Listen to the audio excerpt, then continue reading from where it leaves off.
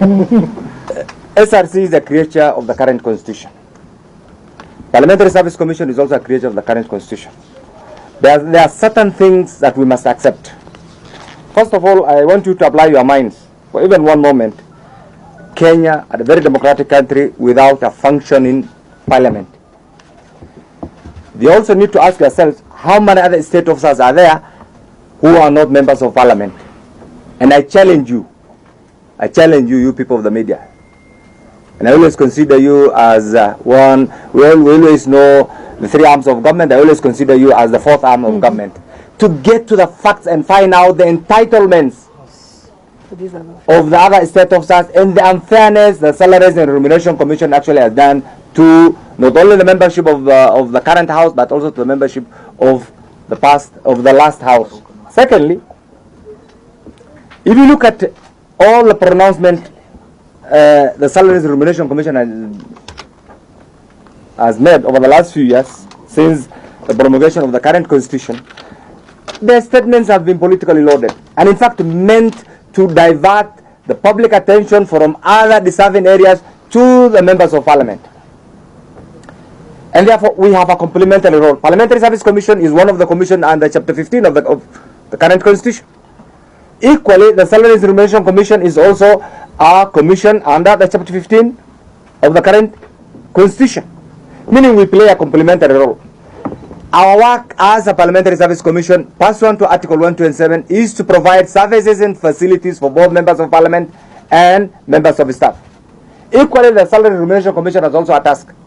And I'll say this without blinking an eye, that the way the Salaries and Remuneration Commission has conducted the affairs of members of parliament is like they see as if members of parliament have no role in our governance structure.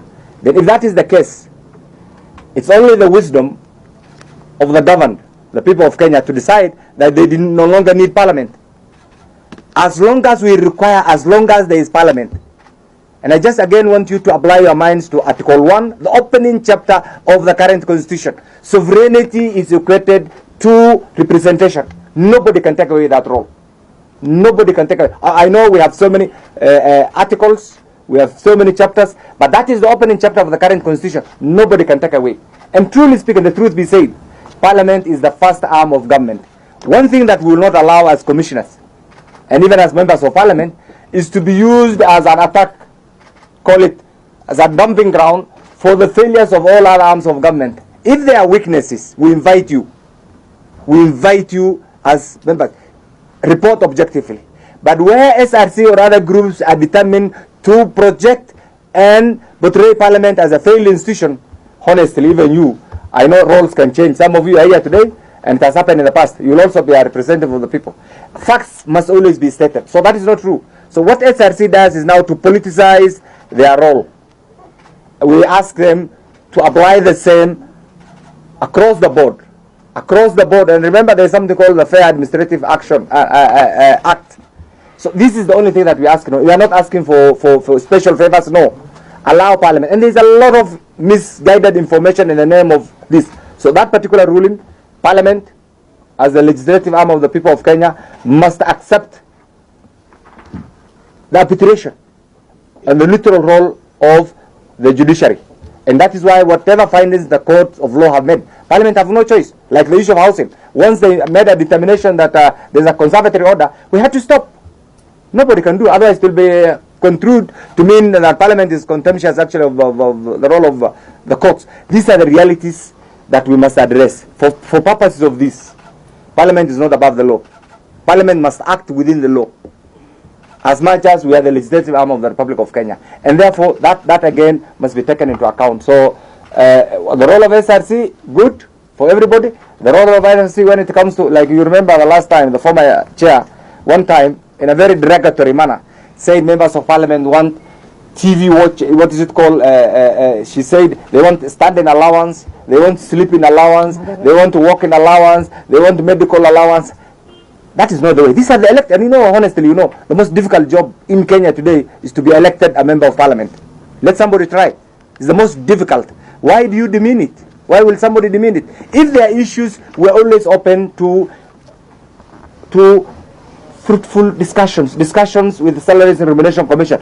Ask yourself how many other sectors over the last 1 year, when SRC has been very firm on members of parliament, that they have done certain adjustments, serious adjustments, including offices that are not recognized under the current constitution. Ningependa tu kuongeza jambo moja wa serikali, ni tume ambayo inatakikana kufanyia kazi wa Kenya kuhakikisha kuwa wanarekebisha na kuweka usawa kwa njia zote zile. Pale ambapo tunashangaa chuki inatokea wapi, ni kuwa wanaweza kwenda wakakaa na tume inayosimamia mahakama, wakapanga mambo yao, yakawa ni siri, yasiwekwe popote pale. Wakija kwetu, sisi tunakuwa maadui. Wanaenda wanakaa na mkono wa executive, wanawapangia mambo yao, wanawafanyia mambo yao, yanakuwa ni siri, lakini yetu utamwona mwenyekiti, si yule aliyotoka, hata huyu mpya. Ni kama amelishwa sumu moja tu ya kututafulia sisi majina. Hatutakubali sisi kama tume ya kusimamia masuala ya wabunge. Hatutakubali kuendelea kuonewa na kuchafuliwa. Maana sisi kama Wakenya wengine, wafanyikazi wa serikali, na tumechaguliwa na wananchi kupakawa matope, watupake matope usiku na mchana. Na mimi wenzetu ambao watakikana kuonesha ukweli, muamue kufanya kazi na wao. Haitawezekana. Naam, asante hapa. Thank you. Court rulings are universal. You don't make a ruling for one particular person. Somebody went to court, an affected state officer. But the court in their own wisdom made a decision that this entitlement must apply to all state officers across the board. It's in that context that we as PSC decided to offer the same housing facilities just like all other state officers to members of parliament. Now again, instead of following that, they wrote actually to the Attorney General asking for his legal opinion. The Attorney General again gave, no, as we speak right now, we have two instruments, legal instruments in the favor of the provision of house allowance actually for member of parliament. The first is the court ruling. The second is the legal opinion which can qualify as subsidiary law by the Attorney General. And instead of implementing that and engaging us in discussion, craftily they went to another court. In fact, they did not seek a judicial review.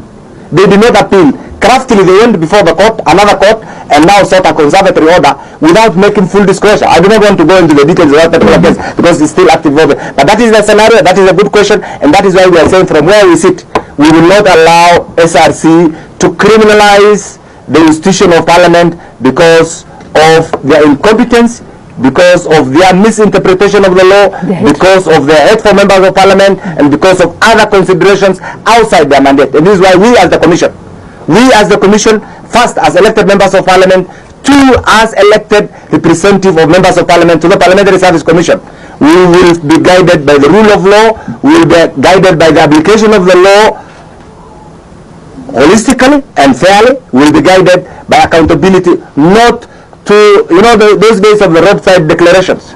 We will not allow the application of roadside instructions by SRC in order to demean the role of member of parliament. This is a Kenya, a very democratic country, governed under a very generous and reformist constitution. And those of us, like the Honorable Vice Chair here, who are part of the making and the framing of the current constitution, will not allow an abuse of that critical document called the reformist August 2010 constitution to be used to demonize the role, the character of the member of parliament, the institution of parliament, the mandate of members of parliament, and to make them appear criminals who are only hell-bent on taking care of their stomach. That era is gone, and we want SRC to learn from this. My work as a member of parliament, first is to oversight, to legislate, to do representation, and budget making. In all these has a critical component. In budget making, there has to be public participation.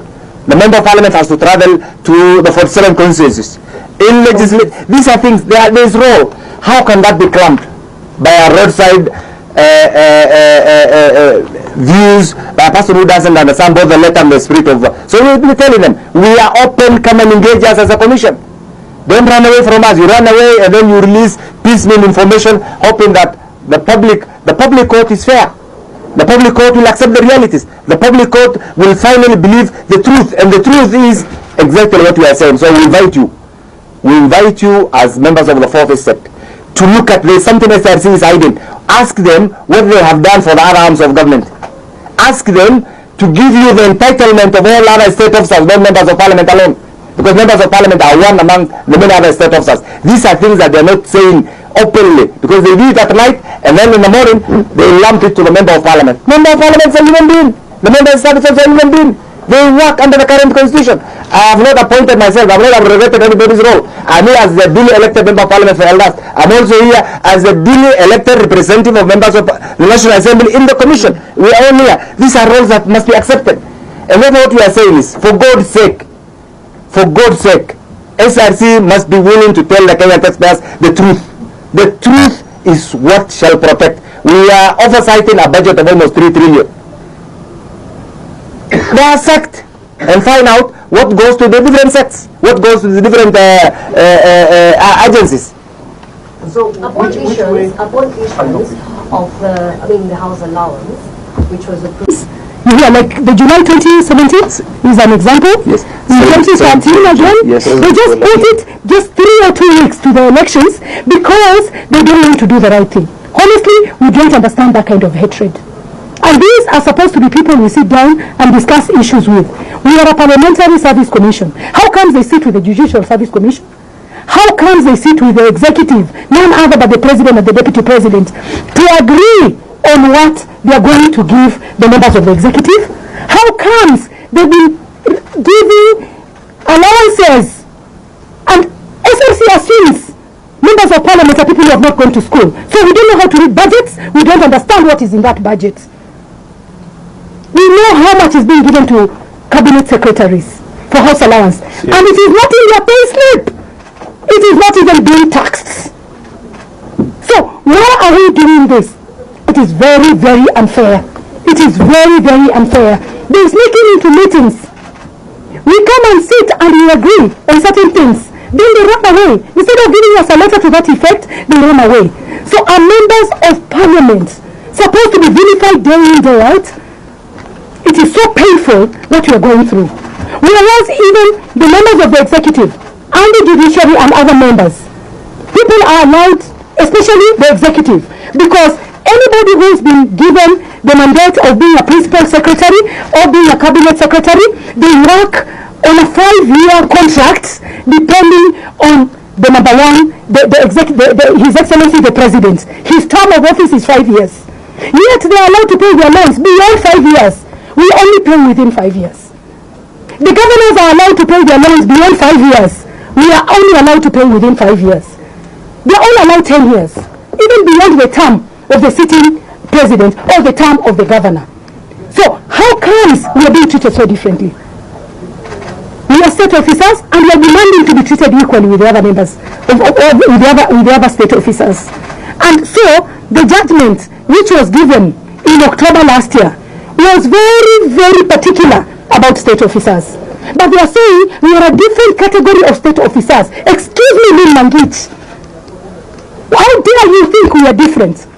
Did you come here just the other day? We voted you here and we decided to give you this job. We didn't give you a job to come and vilify us. We didn't give you a job to come and show us your hatred for us. We gave you a job so that you can work for Kenyans. Ask, we had the first SRC which was there for 6 years. The only thing they did, they kept on deducting what members of parliament are supposed to earn. Yeah. That's the only thing they did. Because if you ask them today, what else did they do? They have nothing to say. And in Engage, they're almost being, I think, a second year now. Is it almost a second year, or is it they finished the first year? And even then, when you ask them, they're just dealing with members of parliament. And they've gone clandestinely, discussed with the executive, agreed on what to give them for house allowances. They're even catering for funny allowances for what we call the chief administrative secretaries. And then they come here and pretend that members of parliament are the people they can only discuss everywhere they go.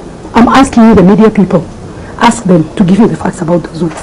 And then once they give you the facts, we shall also come to the media and tell it openly how much they've been negotiating behind the scenes. And actually, just one minute. Let me put. I want you to get this, and that is why we will never allow to go back to that state. I want you just to get this. Before 1999, and luckily I was in Parliament. Parliament was a department in the office of the president. Though constitutionally one of the three arms of government, we will not allow through the back door for Parliament to be coerced, for Parliament to be blackmailed, for Parliament to be pressurized in order to allow some of our constitutional roles to go back to the members of executive or any other entity. Parliament shall function in line with Article 93, first in line with Article 1, the opening chapter, in line with Article 93, 94, 95, 96, and PSC will function in line with Article 127 as read with 126 and 128, period. If there has to be a change, the Kenyan taxpayers must sit and their own wisdom decide that these provisions have failed to work and therefore they need to review. When that happens, we will. But PSC and Parliament shall function completely independent from the executive and the judiciary. If that is an irritation to anybody, the only solace they have is the Constitution, period. Thank you so much.